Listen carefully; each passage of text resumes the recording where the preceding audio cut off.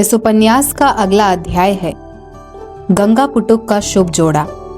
महारानी रत्नप्रभा के अंतःपुर में महारानी रत्नप्रभा ने अपने गवाक्ष से इठलाती गंगा जी के दर्शन राजमहिषी मधुमती को कराए। राजमहिषी ने गंगा जी की ओर देखकर हाथ जोड़े। नदी में अचानक गंगा पुटुक का एक जोड़ा उभरा। राजमहिषी मधुमती ने पूछा, ये तो समुद्र में होते हैं, क्या गंगा जी में भी पाए जाते हैं?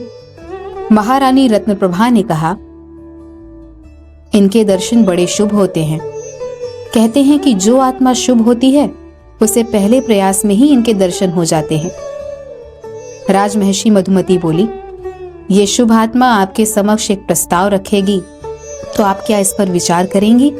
महारानी रत्नप्रभा ने कहा, अवश्य, क्यों नहीं। आप ऐसा कह ही क्यों रही हैं? आप आदेश दीजिए। राजमहिषी मधुमती बोली, मेरी पुत्री रूपवती, गुणवान और सुशील है। राजकुमार ब्रह्मगुप्त के गुणों के बारे में जब से सुना है तब से हार्दिक इच्छा है कि ऐसा गुणवान वर मेरी पुत्री के भाग्य में हो तो मुझे कितना सुख मिलेगा। महारानी रत्नप्रभा ने कहा, यह तो हमारा भी सौभाग्य होगा। मुझे लगता है कि ऐसा गठबंधन हो जाने से एक बार पुनः गुप्त वाकाटक युति पूरे भारतवर्ष को पुनः एकजुट कर पाएगी। राजमहिषी मधुमती बोली, अभी मैंने राजकुमारी से कहा प्रीति भोज में चलते हैं। उसने कहा इसमें लंबा समय लगेगा, इसलिए उसे विश्राम गृह में ही रहने दिया। यदि आपसे इतनी अच्छी बातचीत की आशा होती तो उसे भी साथ में लेकर आती।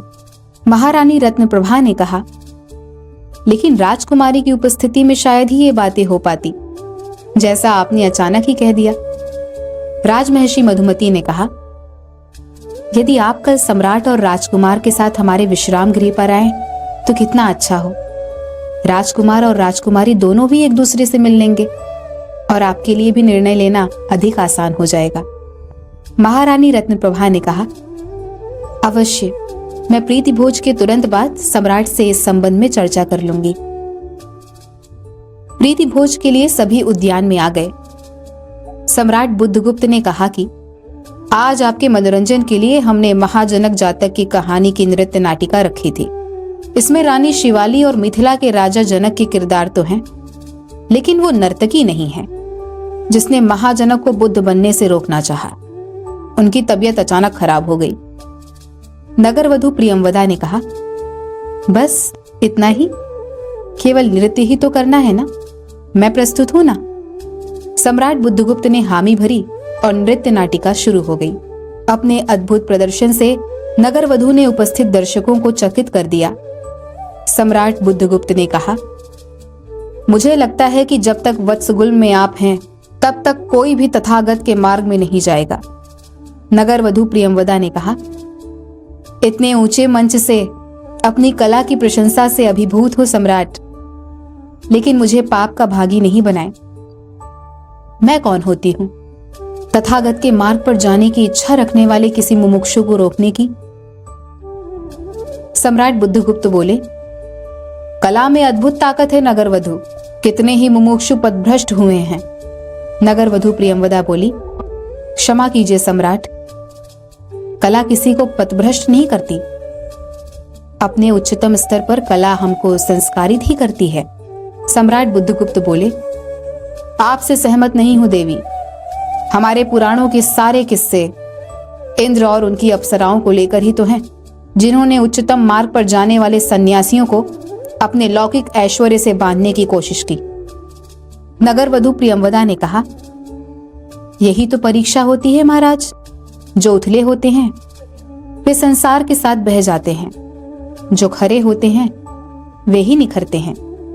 सम्राट बुद्धगुप्त बोले, आपके पेशे के साथ आपके बौद्धिक गुण मेल नहीं खाते। आप बिल्कुल कीचड़ में कमल की तरह हैं देवी। क्षमा चाहता हूं। सुबह जब सुना कि सम्राट हरिसेन की ओर से आप रणनीतिक वार्ता में हिस्सा लेंगी तो मेरे मन में अच्छे विचार नहीं आए। मुझे लगा कि एक नर्तकी को गंभीर चर्चा में शामिल करके सम्राट वार्ता की गरिमा घटा रहे हैं। जब सुबह आपको वार्ता में हिस्सा लेते और प्रखरता से अपनी बात रखते हुए देखा तब लगा कि सम्राट ने कितना सही निर्णय लिया। हमारे यहाँ चाणक्य, मनु, शुक्र और कामंदक जैसे नीति शास्त्र और राजनीतिक शास्त्र जैसे विशेषज्ञ हुए। इनके होने से हमें लाभ तो पहुंचा, लेकिन एक हानि यह भी हुई कि हमने अपना स्वतंत्र विवेक खो दिया।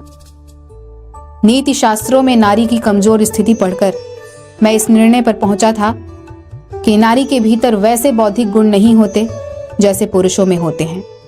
लेकिन वत्स गुल्म की नगर वधु ने एक एक कर सारे भ्रम तोड़ दिए। नगर वधु प्रियंवदा ने कहा, अरे इतनी गुड़ी नहीं हूं, इतनी प्रशंसा सहन नहीं कर पाऊंगी, बस इतना ही रहने दीजिए।